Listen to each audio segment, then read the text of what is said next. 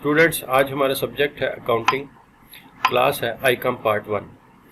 हम देख रहे थे कि आईकॉम पार्ट 1 में फाइनल अकाउंट्स में वो कौन से इम्पॉर्टेंट शॉर्ट क्वेश्चंस हैं जिनके पेपर में आने के चांसेस ज़्यादा हैं और जो आपको पेपर में अच्छे नंबर दिलवा सकते हैं। आज इस सिलसिले का लेक्चर नंबर 7 है और ये आखिरी लेक्चर है।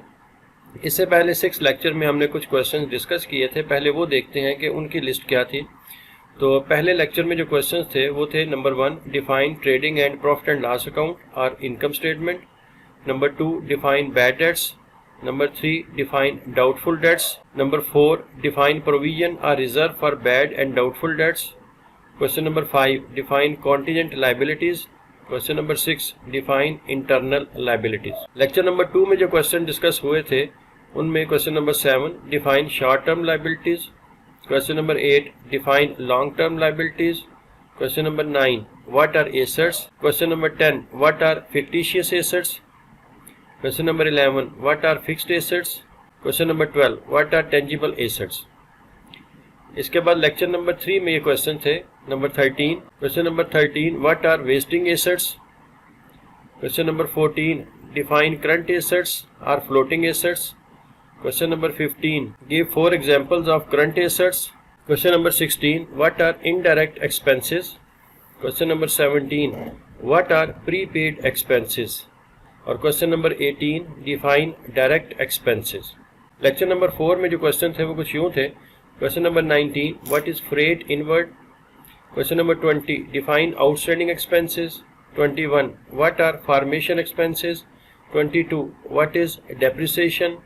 23, define interest on capital. 24, define interest on drawings. इसके बाद लेक्चर नंबर 5 में जो हमने क्वेश्चंस पढ़े थे, क्वेश्चन नंबर 25, डिफाइन स्टॉक और inventory. 26, what is gross loss. 27, what is gross profit. 28, explain net profit. 29, define net loss. और 30, एक्सप्लेन द एक्रूड और अर्न्ड इनकम।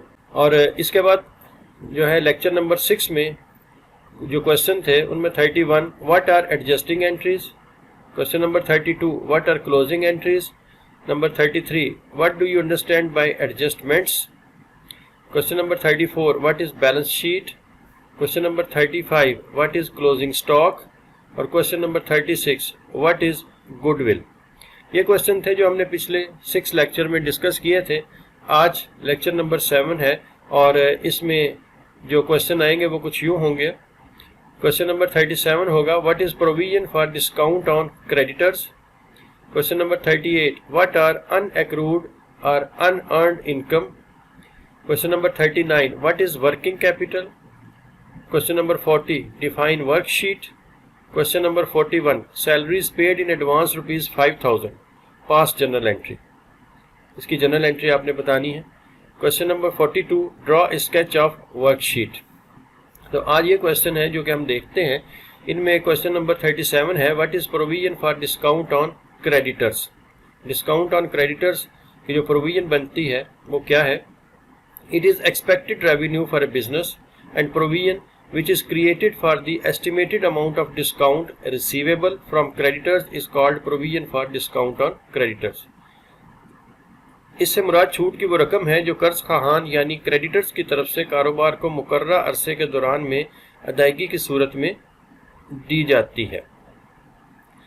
तो ये वो रकम होती है कि जिसकी हमें उम्मीद होती है कि हमें क्रेडिटर्स से ये डिस्काउंट मिलेगा और ये कारोबार के लिए इनकम होती है, इसलिए हम इसके लिए पहले से प्रोविजन जो है वो बना के रखते हैं ताकि इस साल में इसको शो किया जा सके। इसके बाद 38 है, व्हाट आर अनएक्रूड और unearned income. Any income which has not earned but received in advance is known as unearned income. ऐसी आमदनी जो कारोबार ने कमाई ना हो बल्कि एडवांस वसूल कर ली हो मगर अभी कारोबार इसका हकदार ना बना हो, इसे अनएक्रूड इनकम कहते हैं। यानी हर वो आमदनी जो आपने एडवांस वसूल कर लिया है लेकिन अभी उसका काम करके देना है और वो हो सकता है कि वो जो काम आप करें वो नेक्स्ट ईयर में हो, लेकिन रकम उसकी आपने इस साल में एडवांस वसूल कर लिया है तो इस साल के लिए वो अनअर्न्ड या अनएक्रूड इनकम होगी। क्वेश्चन नंबर 39 है, what is working capital. Excess of current assets over current liabilities is known as working capital. इसका जो फार्मूला बनता है working capital is equal to current assets minus current liabilities. सरमाया की वो रकम जो मुस्तकिल असासों की खरीदारी के बाद कारोबार के पास बाकी बच जाती है, इसे वर्किंग कैपिटल कहते हैं। और क्वेश्चन नंबर 40 है डिफाइन वर्कशीट। वर्कशीट क्या होती है? A working paper for the accountants for analysing the all accounting data required at the end of financial period is called worksheet. वो दस्तावेज जो अकाउंटेंट माली साल के आखिर पर तमाम लेन देन का तज्जिया करने के लिए तैयार करते हैं, इसे वर्कशीट कहते हैं।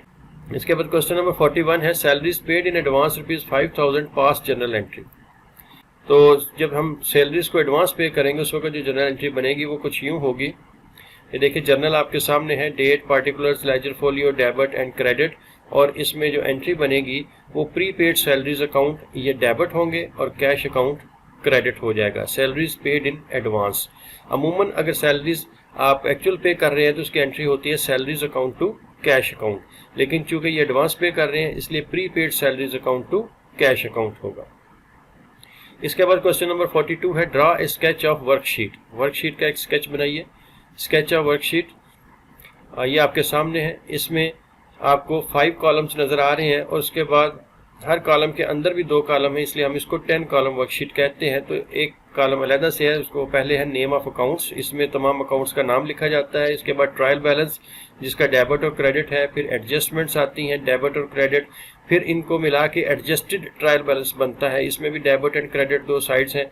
इसके बाद फिर इनकी मदद से इनकम स्टेटमेंट बनती है, डेबिट और क्रेडिट साइड इसकी भी शो हो रही है, और फिर आखिर पे बैलेंस शीट बनाई जाती है डेबिट और क्रेडिट कॉलम्स में। तो trial balance, adjustments, adjusted trial balance, income statement और बैलेंस शीट ये सब मिलके 5 कॉलम बनते हैं, और अगर इनके डेबिट क्रेडिट मिलाए जाएं तो ये 10 कॉलम्स बन जाते हैं, इसलिए हम इसको 10 कॉलम वर्कशीट कहते हैं। तो स्टूडेंट्स ये थे हमारे पास फाइनल अकाउंट्स के तमाम इम्पॉर्टेंट शॉर्ट क्वेश्चंस जिनको हमने 7 लेक्चर्स में डिस्कस किया। ये तकरीबन 42 बनते हैं। अगर आप इनको अच्छे तरीके से तैयार कर लें तो पेपर में ये आपको बहुत अच्छे नंबर दिलवा सकते हैं और आपके लिए बहुत ज़्यादा मुफीद साबित हो सकते हैं।